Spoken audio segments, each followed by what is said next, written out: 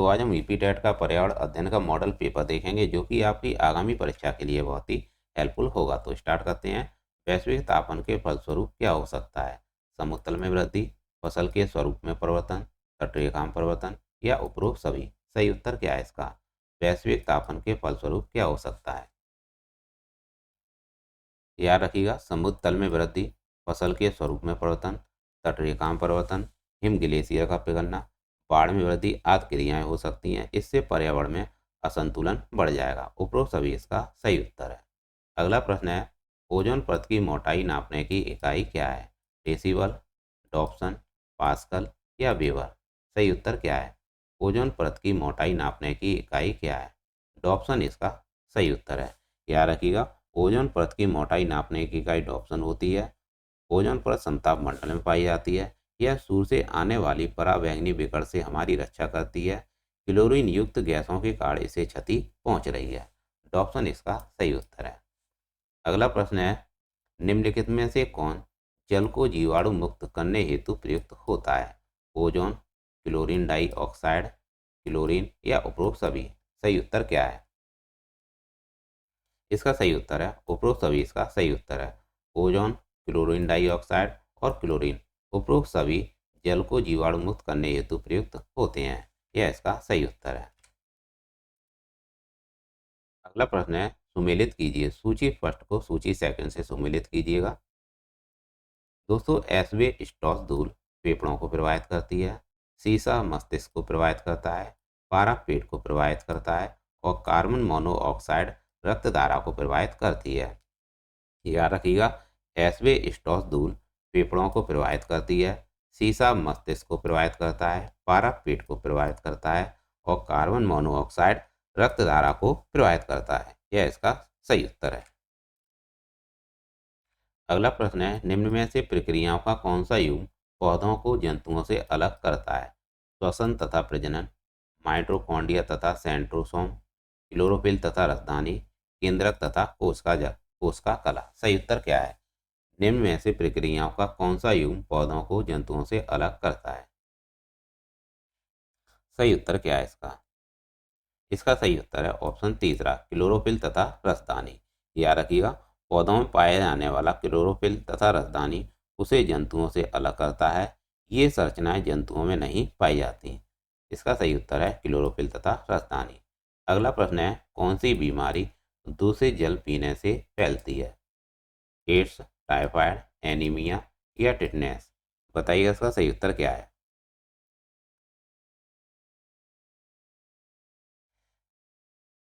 इसका सही उत्तर है टाइफाइड। इसका सही उत्तर है। दूषित जल पीने से टाइफाइड फैलता है। यह इसका सही उत्तर है। याद रखिएगा, टाइफाइड नामक बीमारी दूषित जल पीने से फैलती है। दूषित जल में साल्मोनेला नामक जीवाणु पाया जाता है। कौन सा? साल्मोनेला टाइफी नामक जीवाणु पाया जाता है जो यह रोग उत्पन्न करता है। इसे अत्र ज्वर भी कहते हैं। क्या कहते हैं? इसे अत्र ज्वर भी कहते हैं। अगला प्रश्न है, पक्षी अपनी गर्दन बहुत अधिक हिलाते हैं, इसका कारण क्या है?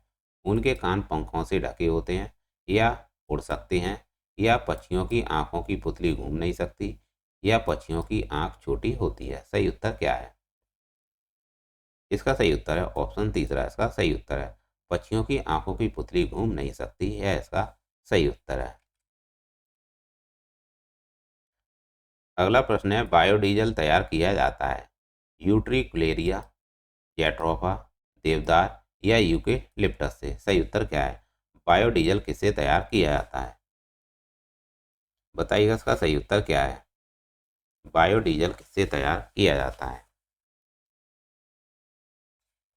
बताइएगा इसका सही उत्तर क्या होगा? इसका सही उत्तर है जैट्रोफा। इसका सही उत्तर है बायोडीजल जैट्रोफा से तैयार किया जाता है। याद रखिएगा, बायोडीजल जैट्रोफा नामक पौधे से तैयार किया जाता है। जैट्रोफा को रतन ज्योत भी कहा जाता है। क्या कहा जाता है? जैट्रोफा को रतन ज्योत भी कहा जाता है। देश का पहला बायोडीजल संयंत्र आंध्र प्रदेश के काकीनाडा में लगाया गया था। कहाँ पर? काकीनाडा में लगाया गया था, आंध्र प्रदेश में। और आंध्र प्रदेश भाषाई आधार पर बनने वाला पहला राज्य है। अगला प्रश्न है, निम्न में से कौन सा कथन सत्य है? इसका सही उत्तर है ऑप्शन दूसरा। इसका सही उत्तर है अम्ल नीले लिटमस पत्र को लाल कर देता है। याद रखिएगा, अम्ल नीले लिटमस पत्र को लाल कर देता है, यह इसका सही उत्तर है। याद रखिएगा, अम्ल नीले लिटमस पत्र को लाल कर देता है। यह स्वाद में खट्टा होता है तथा इसका पीएच मान 7 से कम होता है, जबकि क्षार लाल लिटमस पत्र को नीला कर देता है। यह स्वाद में कड़वा होता है तथा इसका पीएच मान भी 7 से अधिक होता है। इसका पीएच मान 7 से अधिक होता है, सेम नहीं होता है। इसका पीएच मान 7 से अधिक होता है, जबकि अम्ल का 7 होता है। अगला प्रश्न है, डैश के लिए मछली घर, एक्वेरियम, हवा में वाला पंप रखा जाता है। पूछा गया है, किसके लिए मछली घर, जिसे कहते हैं एक्वेरियम, में हवा वाला पंप रखा जाता है? पानी को साफ करने के लिए, जलीय पौधों को अधिक कार्बन डाइऑक्साइड उपलब्ध कराने के लिए, या अधिक ऑक्सीजन को पानी में घुलने देने के लिए, या मछली घर की शोभा बढ़ाने के लिए? सही उत्तर क्या है? पूछा गया है, किसके लिए मछली घर में हवा वाला पंप रखा जाता है? सही उत्तर है ऑप्शन तीसरा, अधिक ऑक्सीजन को पानी में घुलने देने के लिए। अगला प्रश्न है, वायुमंडल की सबसे निचली परत को क्या कहते हैं? समताप मंडल, ओजोन मंडल, आयन मंडल, या क्षोभ मंडल? सही उत्तर क्या है इसका? बताइएगा, इसका सही उत्तर क्या है? वायुमंडल की सबसे निचली परत को क्या कहते हैं? सही उत्तर है क्षोभ मंडल कहते हैं। याद रखिएगा, वायुमंडल की सबसे निचली परत को क्षोभ मंडल कहते हैं। यह वायुमंडल की सबसे महत्वपूर्ण परत होती है। इसकी ऊंचाई विषुवत रेखा पर 18 किलोमीटर तथा ध्रुवों पर 8 किलोमीटर तक होती है। मौसम संबंधी सभी घटनाएं इसी मंडल में घटित होती हैं। किसमें? क्षोभ मंडल में। और यह भी याद रखिएगा, ओजोन परत कहाँ पाई जाती है? समताप मंडल में पाई जाती है। अगला प्रश्न है, निम्न में से कौन सा विकल्प सत्य है? निम्न में से कौन सा विकल्प सत्य है? तो इसका सही उत्तर है ऑप्शन पहला ही इसका सही उत्तर है। बाष्पन होता है, बाष्पन से संघनन होता है, संघनन के बाद बादल बनते हैं और बादलों के बाद वर्षा होती है, यह इसका सही उत्तर है। तो याद रखिएगा, बाष्पन, संघनन, फिर बादल, फिर उसके बाद वर्षा होती है। अगला प्रश्न है, महासागरों में निम्न में से कौन सा लवण सर्वाधिक मात्रा में पाया जाता है? Magnesium sulphate, calcium sulphate, magnesium chloride, या सोडियम क्लोराइड? सही उत्तर क्या है?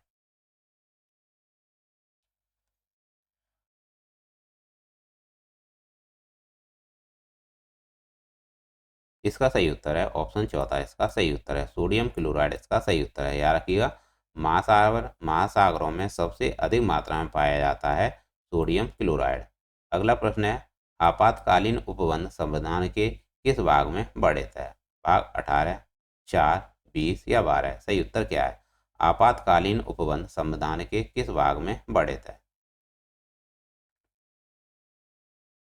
बताइएगा, इसका सही उत्तर क्या होगा? इसका सही उत्तर है भाग 18 में। आपातकालीन उपबंध संविधान के भाग 18 में वर्णन है। और याद रखिएगा, भाग 4 में संघ का वर्णन है, भाग 20 में संविधान संशोधन का वर्णन है, भाग 20 में संविधान संशोधन का वर्णन है, और भाग 12 में वित्त, संपत्ति, संविदाएं तथा बाद का वर्णन है। फिर एक बार दोबारा से रिपीट करा देता हूँ। आपातकालीन उपबंध संविधान के भाग 18 में है, और भाग 4 में संघ का वर्णन है, और भाग 20 में संविधान संशोधन की प्रक्रिया है, और भाग 12 में वित्त, संपत्ति, संविदाएं और बाद का वर्णन है भाग 12 में। अगला प्रश्न है, गणगौर का त्यौहार कहाँ मनाया जाता है?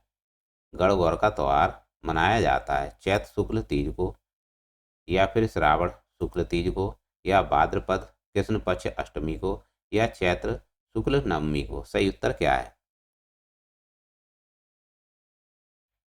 सही उत्तर है ऑप्शन पहला, इसका सही उत्तर है चैत्र शुक्ल तीज को मनाया जाता है गणगौर का त्यौहार।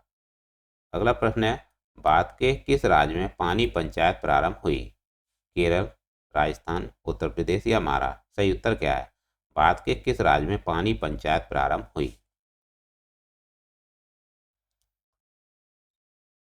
सही उत्तर है महाराष्ट्र में। भारत के किस राज्य में हुई थी पानी पंचायत प्रारंभ हुई थी? महाराष्ट्र राज्य में। और महाराष्ट्र में ही महाराष्ट्र का लोक नृत्य क्या है? लावड़ी और तमाशा महाराष्ट्र का लोक नृत्य है और कथकली केरल का है। कथकली केरल का है।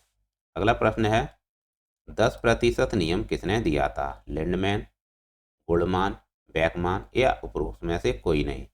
10% का नियम किसने दिया था?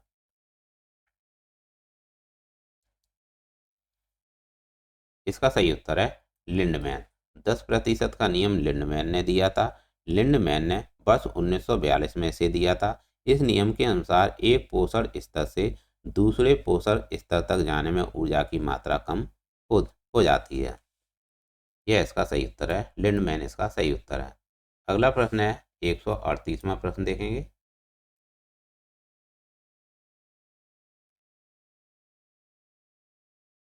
अगला प्रश्न है जब मोर सांप को खाता है, सांप कीड़ों को खाता है और कीड़े हरे पौधों को खाते हैं तो मोर का पोषण तल क्या है? प्राथमिक उपभोक्ता, अंतिम अपघटक, प्राथमिक अपघटक या खाद्य पिरामिड के शीर्ष पर। सही उत्तर क्या है? जब मोर सांप को खाता है, सांप कीड़ों को खाता है, कीड़े हरे पौधों को खाते हैं तो मोर का पोषण तल क्या होगा? तो मोर का पोषण तल होगा खाद्य पिरामिड के शीर्ष पर। यह इसका सही उत्तर है। अगला प्रश्न है निम्नलिखित में से कौन सही सुमेलित नहीं है? सुनहरे लंगूर विलुप्त प्राय होते हैं। यह इसका सही उत्तर है। मरुस्थलीय बिल्ली विलुप्त प्राय नहीं होती है। याद रखिएगा, मरुस्थलीय बिल्ली विलुप्त प्राय नहीं है, जबकि यह IUCN की श्रेणी में कैसी है? असुरक्षित प्राणी है। कैसी है? असुरक्षित प्राणी है। और IUCN का मुख्यालय कहाँ पर है? ग्लैंड स्विट्जरलैंड में है। फिर दोबारा से समझ लीजिएगा, सुनहरे लंगूर विलुप्त प्राय नहीं है, ब्लू गिब्बन विलुप्त प्राय नहीं है, एशियाई जंगली कुत्ते यह असुरक्षित हैं, जबकि यहाँ पर जो सुमेलित नहीं है वह है ऑप्शन दूसरा, मरुस्थलीय बिल्ली विलुप्त प्राय नहीं है, जबकि यह कैसी है? असुरक्षित है IUCN की श्रेणी में। और IUCN का मुख्यालय कहाँ पर है? कहाँ पर है? ग्लैंड स्विट्जरलैंड में। यह इसका सही उत्तर है। अगला प्रश्न है सूची फर्स्ट को सूची सेकंड से सुमेलित करना है आपको। याद रखिएगा, बांदीपुर राष्ट्रीय उद्यान यह कहाँ पर स्थित है? यह कर्नाटक में स्थित है। बुक्सा बाघ अभ्यारण्य यह कहाँ पर है? यह पश्चिम बंगाल में है। माउंट आबू वन अभ्यारण्य यह राजस्थान में स्थित है। और पेंच राष्ट्रीय उद्यान यह मध्य प्रदेश में स्थित है। कहाँ पर है? यह मध्य प्रदेश में स्थित है। तो याद रखिएगा, बांदीपुर राष्ट्रीय उद्यान कर्नाटक, बुक्सा बाघ अभ्यारण्य पश्चिम बंगाल, माउंट आबू वन अभ्यारण्य राजस्थान और पेंच राष्ट्रीय उद्यान मध्य प्रदेश। और मध्य प्रदेश में ही कान्हा पन्ना पेंच अभ्यारण्य स्थित है। और कूनो नेशनल पार्क भी मध्य प्रदेश में ही स्थित है, जहाँ नामीबिया से 8 चीते लाए गए थे।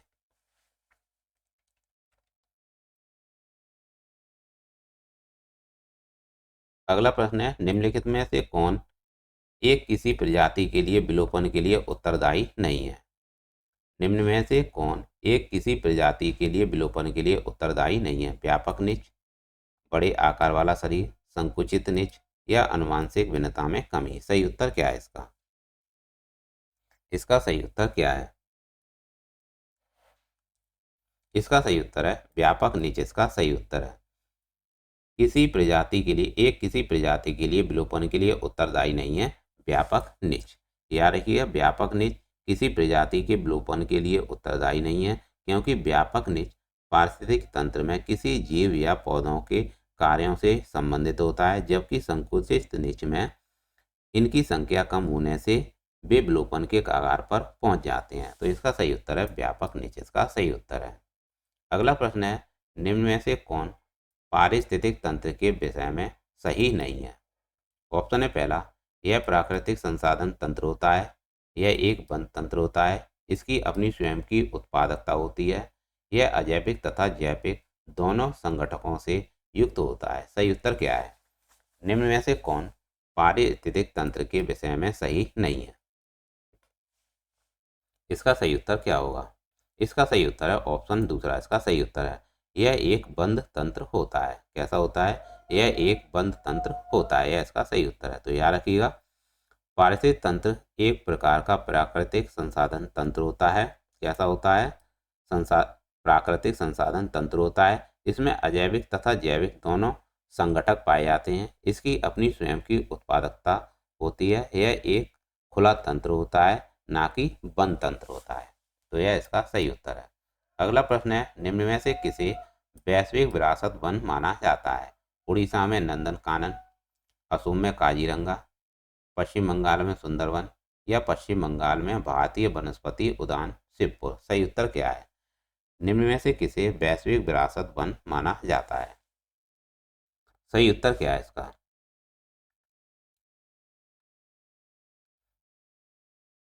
इसका सही उत्तर है पश्चिम बंगाल में सुंदरवन।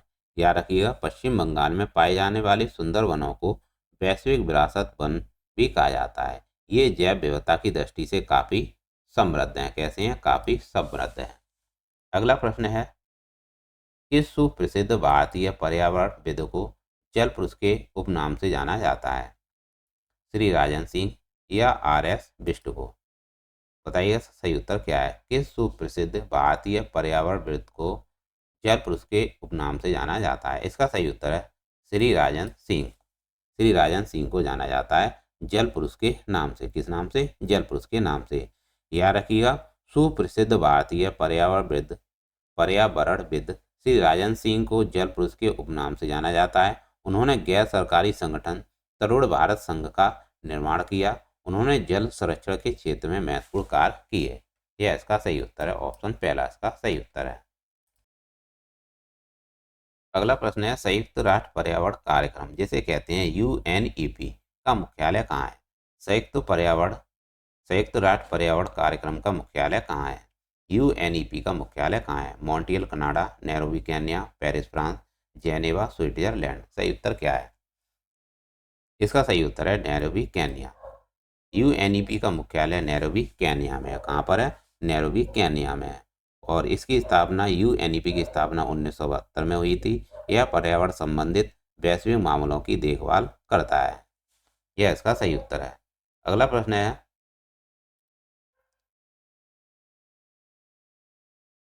कक्षा 5 का समीर अक्सर समय पर पर्यावरण अध्ययन की शिक्षिका के पास दत्त कार्य जमा नहीं कराता है। इससे निपटने का सर्वोत्तम सुधारात्मक उपाय क्या हो सकता है? ऑप्शन है पहला, इस बात के इस बात के विषय में प्रधानाचार्य को सूचित करना, या उसे खेल कूद की कक्षा में जाने से रोकना, या अनियमितता के कारण पता करना और समीर को परामर्श देना। तो इसका सही उत्तर है ऑप्शन तीसरा इसका सही उत्तर है। अनियमितता के कारण अनियमितता का अनियमितता के कारण का तो इसका सही उत्तर है अनियमितता के कारण का पता करना और समीर को परामर्श देना। यह इसका सही उत्तर है। दोस्तों, अक्सर हिंदी में ऐसे वर्ड आ जाते हैं जो कि बोलने में भी कभी कभी बहुत ही दिक्कत करते हैं। तो इसका सही उत्तर है ऑप्शन तीसरा इसका सही उत्तर है। अनियमितता के कारण का पता करना और समीर को परामर्श देना। अगला प्रश्न है, पर्यावरण अध्ययन की पाठ्य पुस्तकों में अभ्यास एवं गतिविधियों को डैश उपलब्ध कराना चाहिए? क्या उपलब्ध कराना चाहिए? ऑप्शन है पहला, प्रकरणों में अंतर्निर्मित रूप से, पुस्तक में अलग अलग स्थानों पर, या इकाई के अंत में, या पाठ के अंत में। सही उत्तर क्या है? पूछा गया है आपसे, पर्यावरण अध्ययन की पाठ्य पुस्तकों में अभ्यास एवं गतिविधियों को डैश उपलब्ध कराना चाहिए? क्या उपलब्ध कराना चाहिए? बताइए इसका सही उत्तर क्या है?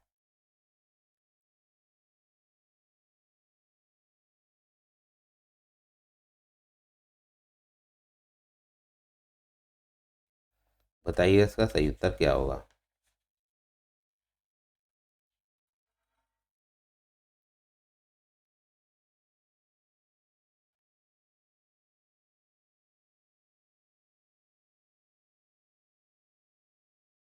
इसका सही उत्तर है ऑप्शन पहला इसका सही उत्तर है।